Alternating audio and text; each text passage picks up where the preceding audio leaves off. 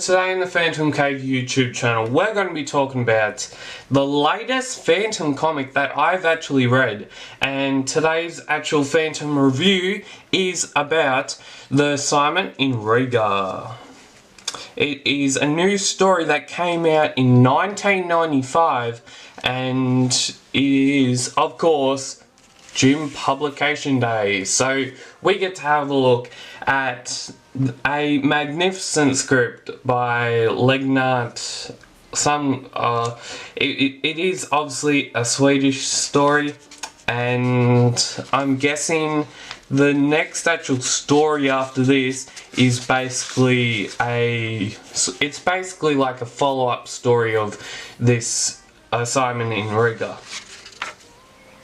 So the Assignment in Riga, it takes upon obviously Diana as one of the main roles in this comic, but we also get to see, obviously the main role is the Phantom. The Phantom, obviously, after not hearing from Diana, and Diana going out on a UN trip to obviously Riga, and Riga is basically I think it's another country to do in obviously the Phantom universe, and a lot of the Phantom universes these days, a lot of the Phantom countries even, if we don't see them for a while, they will eventually pop up in a Phantom story.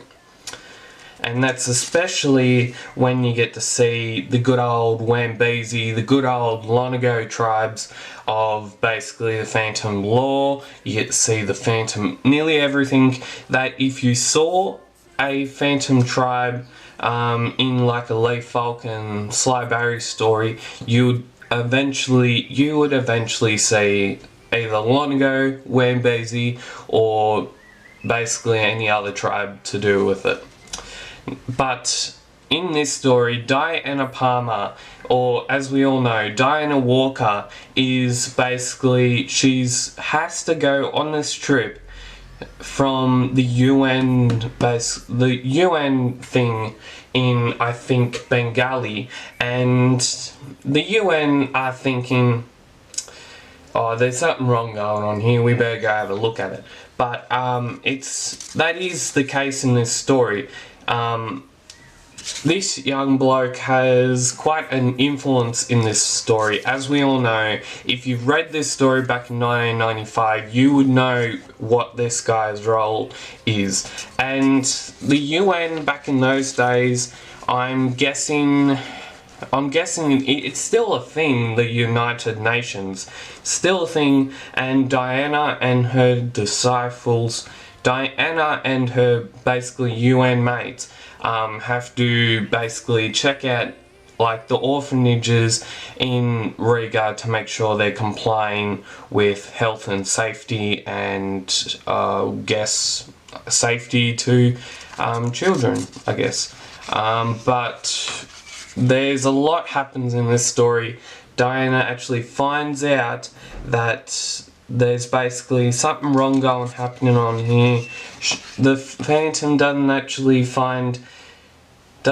get any word from her for a few days, and then the Phantom goes on the prowl. He's in Riga, he's doing his own thing, he's on Riga, he's basically checking out to see where Diana has gone and where is she actually kept. So basically, Diana has basically been not kidnapped as much, but has been actually basically held hostage, basically.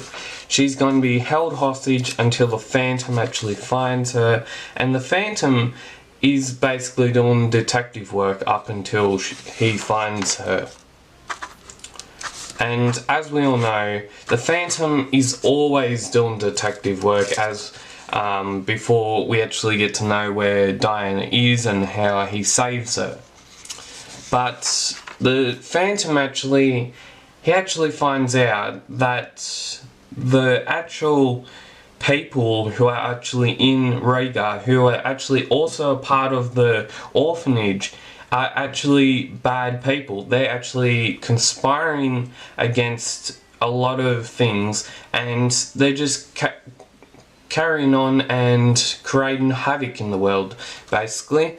And the Phantom actually has to, obviously he saves Diana, he saves all the other mates in the UN, and basically, and the main reason where we get to where the guy from the orphanage is on page 25 and page 24 of the Phantom trying to save Diana and not trying to put Diana in life or death situation.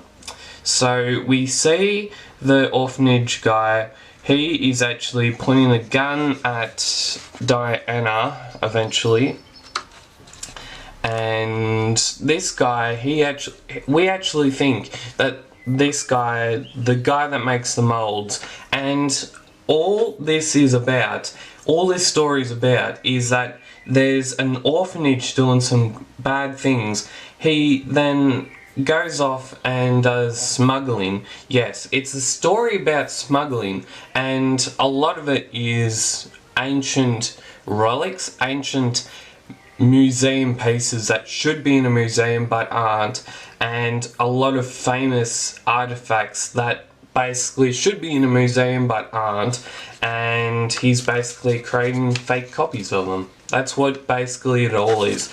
So the Phantom has to basically save Diana, he has to foil a smuggling operation, he has to foil them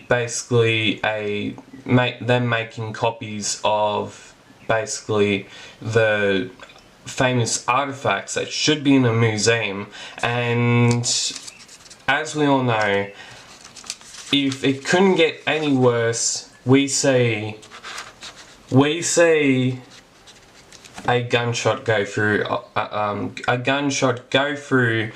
one of the orphanage's kids, which is not great. It's not a great end to a magnificent story. I quite liked it. I have not read this story. It's one of those stories where you can, I say this a lot, but it's sometimes it's one of those stories where you can get into it, but not pull yourself away and do other jobs, basically. And a lot of those Phantom stories where I say that you could get into it is that you might be able to, but in the next sort of issue after this issue, we actually see the death from radiation. Now, the drama that had happened in Assignment In Riga actually explodes into this next issue on sale of, back in those days, on sale 15th of September 1995. And I'm guessing, I'm not too sure if I've got this story, but I will have a look for you. I will have a look, and if I do, I'll be putting some editing sort of images up here about that story. And so we've got a magnificent cover done by a old artist by the name Tessa. So Tessa is basically, she did the comic art for the covers, and also Antonia Lemos, Glenn Ford, and I think Tessa, an original art from the pages of the comic, actually always made the cover for basically the Phantom comics back then. And one of those artists, as we all know, is Tessa, and she didn't do many artworks for the Phantom because she sadly passed away in like 2001 or early 2000s. But her art, I'm guessing, is one of the good parts of the Phantom back in the 90s and early 2000s. And another artist that I'm wanting to do an interview with is Antonia Lemos, one of my absolute favourite artists. He's been around since the 90s and he's just a good bloke. I've met him before and he's just a great bloke to be around. So if you would like to subscribe to the PhantomCave YouTube channel, go down below, click that subscriber button down below, and as always, keep PhantomCaving, and there will be a lot more coming, and bigger and better things coming from PhantomCave in coming up to Christmas. So please subscribe down below, and as always, keep PhantomCaving, and we'll see you next time.